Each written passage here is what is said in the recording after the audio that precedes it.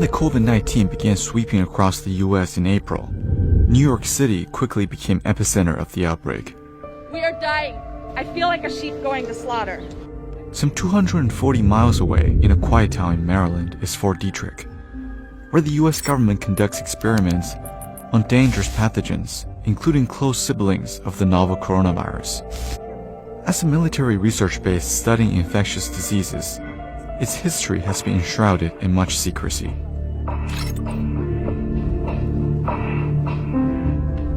In 1942, it became the birthplace of America's secret biowarfare research facility. Bacteria studied in the biological warfare labs at Fort Detrick included anthrax, a deadly and highly infectious agent. During World War II, the U.S. government ordered 1 million anthrax bombs from the base.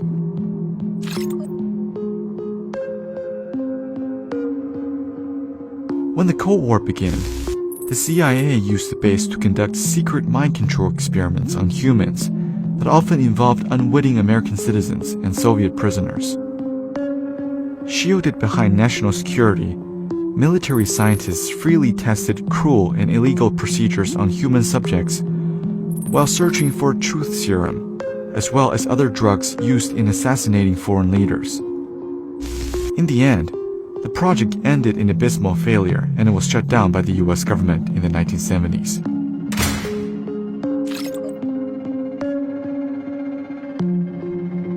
Since the early 1960s, Fort Detrick also became the host of high-end research facilities, including the U.S. Army Medical Research Institute of Infectious Diseases, also known as USAMRIID. USAMRIID conducts researches on some of the most dangerous pathogens known to mankind, such as Ebola.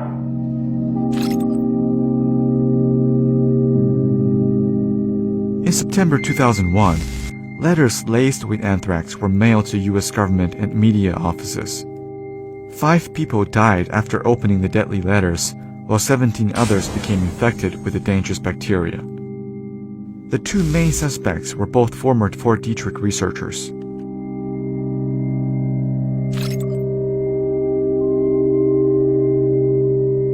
In July 2019, research at USAMRIID was temporarily halted due to safety concerns by the CDC.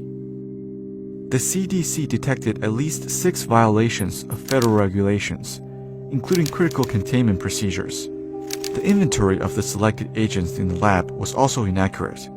Moreover, there were leaks caused by a dysfunctional wastewater decontamination system. A spokeswoman confirmed these lapses, though she told the public that the leaks were limited to within the lab. The most suspicious part of the CDC inspection report was its large redactions, leaving the involved agents in the 2 breaches a myth to the public. The CDC cited national security reasons for not releasing further details. Carol Krim of the Maryland's House of Delegates was among those who openly doubted the report and asked for more transparency over the health and safety risks posed by the institute. Besides, 4 doctors from the local advisory committee wrote an open letter to condemn the Army's lack of transparency. Experts warned irresponsible actions by the Army make these high containment labs a high risk to local residents.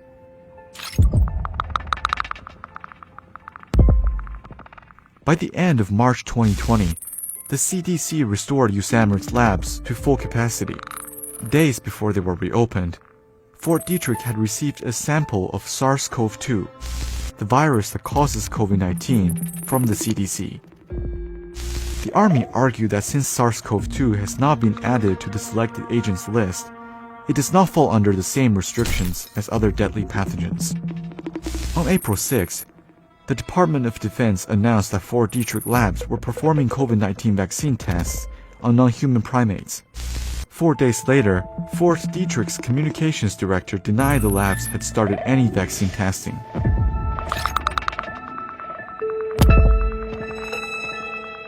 An official report shows the number of high-level biological labs in the U.S.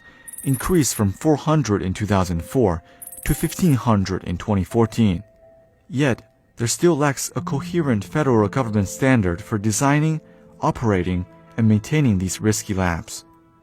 The number of reported accidents also grew rapidly from just 16 in 2004 to 128 in 2008 and 269 in 2010. Besides the hundreds of biological labs in the country, the U.S. has built over 200 military biological laboratories in 25 foreign countries. To this day, over 170 of these labs continue to operate in the shadows in unknown locations around the world. As more revelations pointing to the chronic safety issues of these labs, the question becomes, should the world become an experimental playground of Washington's bioresearch adventures,